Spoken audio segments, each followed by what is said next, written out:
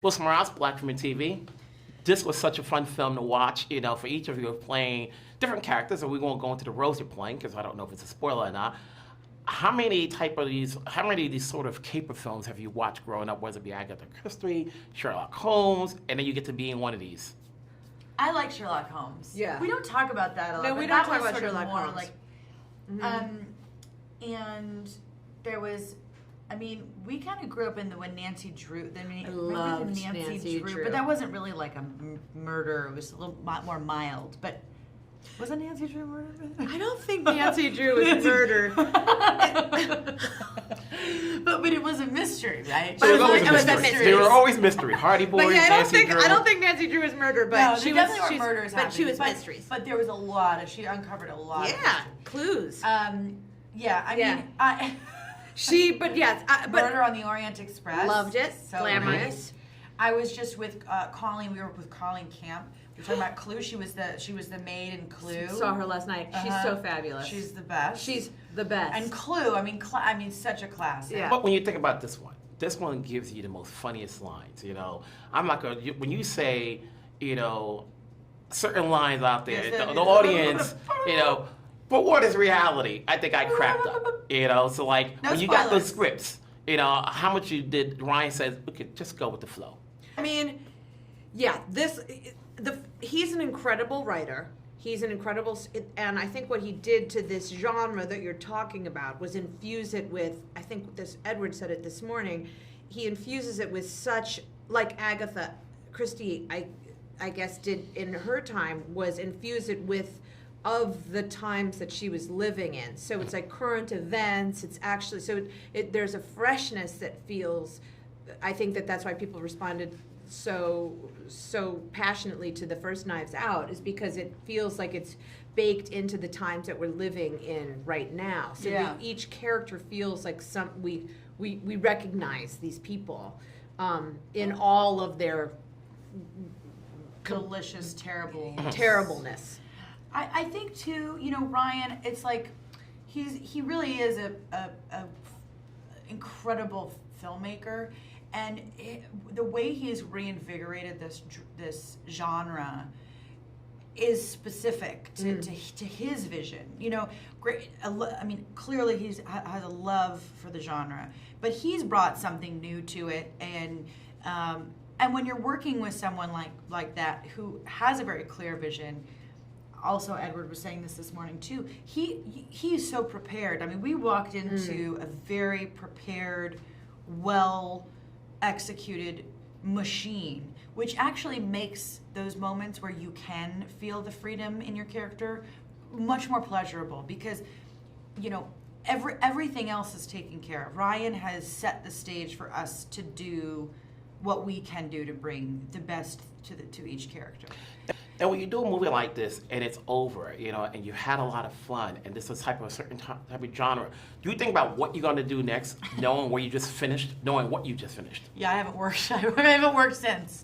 I'm like, I don't want to ever work again. It was a real highlight. Yeah, I mean, I think that it for me it was a reminder of why and what as an actor, where I feel, you know, lucky enough to be able to work with people like that I'm like, oh, you know, that's why I love doing what I do, to have that kind of camaraderie with your actors. We have a group of people who really love what we do. You know, there's a lot of times where you're working with people and there's not a lot of gratitude, and when you really love it, that's a hard thing to be a part of, you know. And so working with a very grateful group of talent was, you know, kind of it reinvigorated movie making for me, you know. And that's what we all want to see. We all want to see it. We just want to see fun, and we want to see it on the big screen or the small screen, as long as we enjoy ourselves. And I grew up, you know, loving this world that we get to like play make-believe and hopefully like allow people to disappear into these movies, and we need to be making more movies like this, you know. So to be a part of this one was just the dream. Really good. Yeah.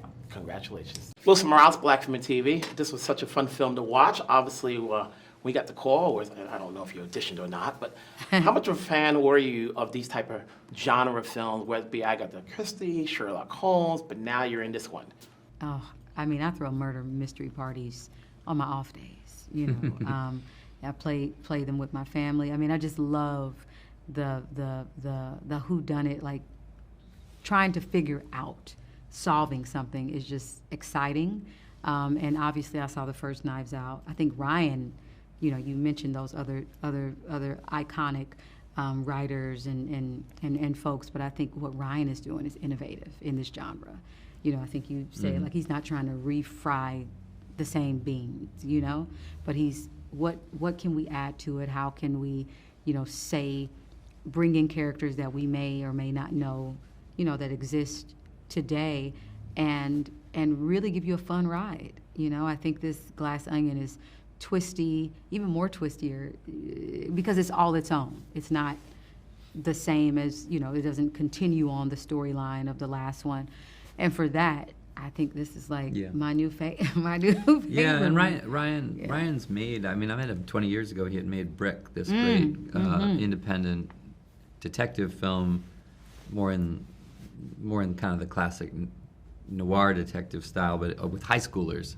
You know, it was really wild, and it was like, he obviously, he's always, I think, and then he made a great sci-fi film with Looper, but I feel like Rian has this very interesting combination. He's a deep appreciator of the traditions of certain forms, but then he breaks the rules. Puts his own spin on them to kind of make them feel contemporary, and I appreciate that about him, the commitment to some of the traditions, but also a desire to make things that resonate with the moment that he's living in.